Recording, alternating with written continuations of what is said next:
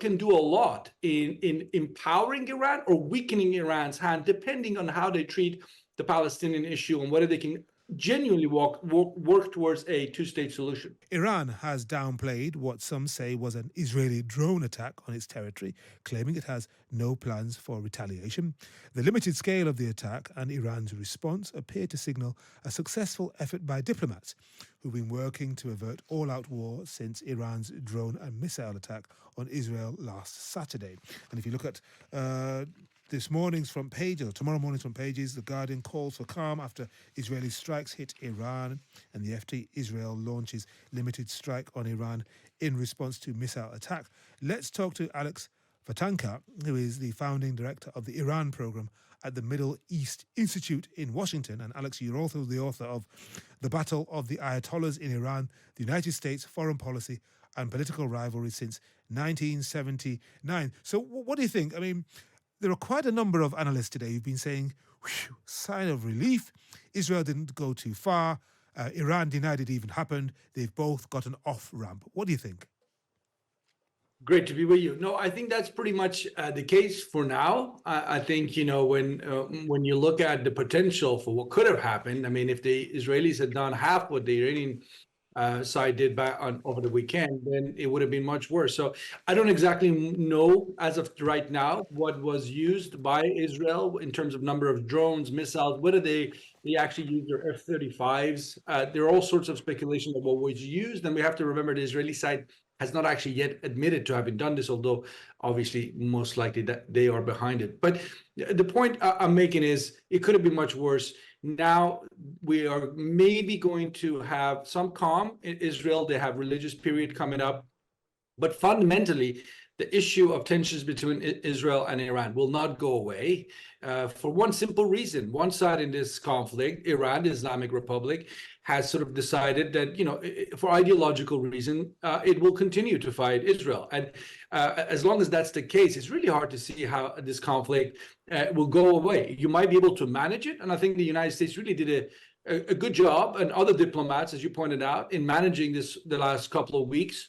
But, this is a conflict that is essentially as old as the Islamic Republic that was born in 1979. It's about half a century old. For it to go away, a lot of change needs to be done. And most of that change really needs to take place in Tehran among the Islamist leadership that have this beef essentially with Israel. Can you talk to us a bit more about the motivation? You say that the Iranian government has decided it's got a position and it's maintaining this position over the last 40 or more years. It's under many, many sanctions. New ones were added yesterday. It's struggling with its economy at home, although the IMF did say it is growing at about 5% year on year. But young people in particular, women, are not happy. So what have they got to gain by continuing this fight with Israel, both directly and through proxy? Yeah, look, it's a purely ideological, justification for what they're doing. Iran and Israel were partners in many ways before 1979. Iran was one of the few countries in the Islamic world that early on recognized Israel's right to exist.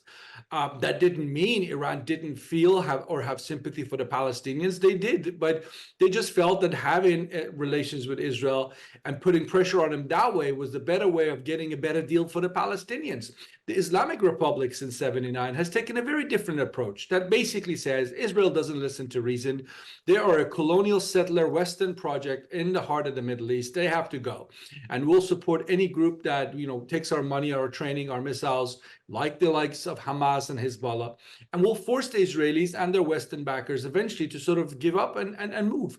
So there you have it. It's not because there's a history of animosity between the Jewish people and the Iranians. I mean, in fact, Jews have lived in Iran for 2,700 years. And to this day, the Jewish population in Iran is the second largest in the Middle East outside of Israel. So, sorry, that's really interesting, Alex. A lot of people won't know that. So how do they fare?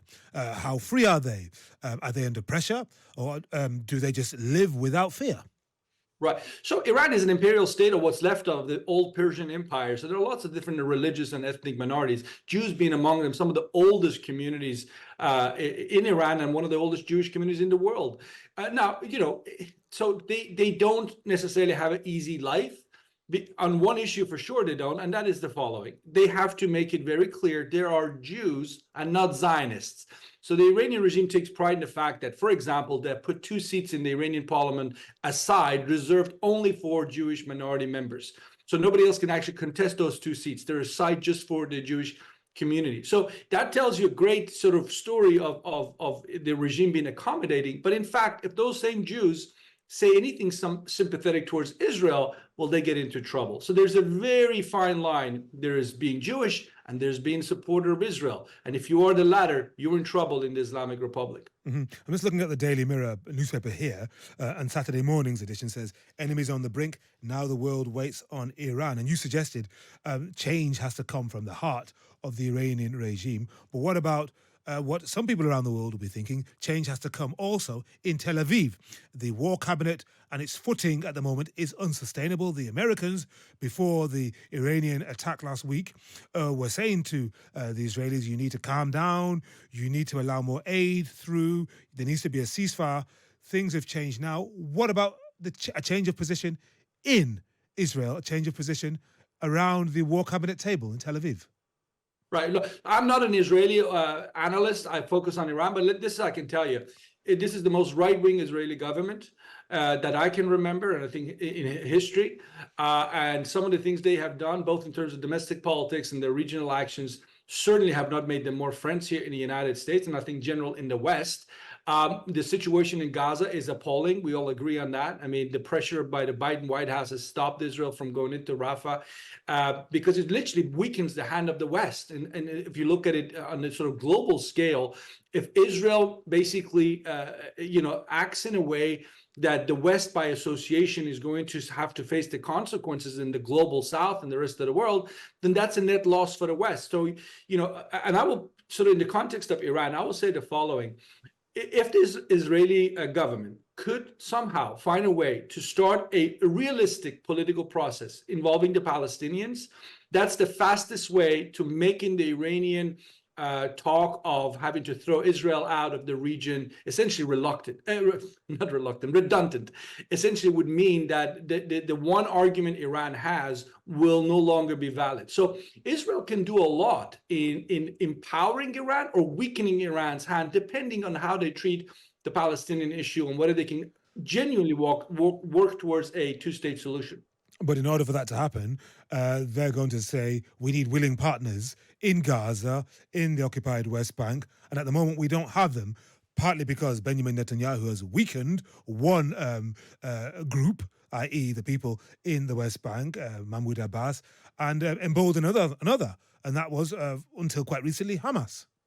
Right. Well, look, I have to be careful how deep I get into Israeli history. This is not really my file, but this is what I tell you. Israel didn't want to talk to Yasser Arafat either. And then suddenly, by after 30 years in the 1990s, he was somebody they negotiated with. And I think the same can happen with Hamas. I am no friend of Hamas and his Islamist militant organization whose worldview I find frightening. And certainly I condemned what they did in October of last year against Israel. But they are a reality of Palestinian body politics. So you have to find a way to talk to them.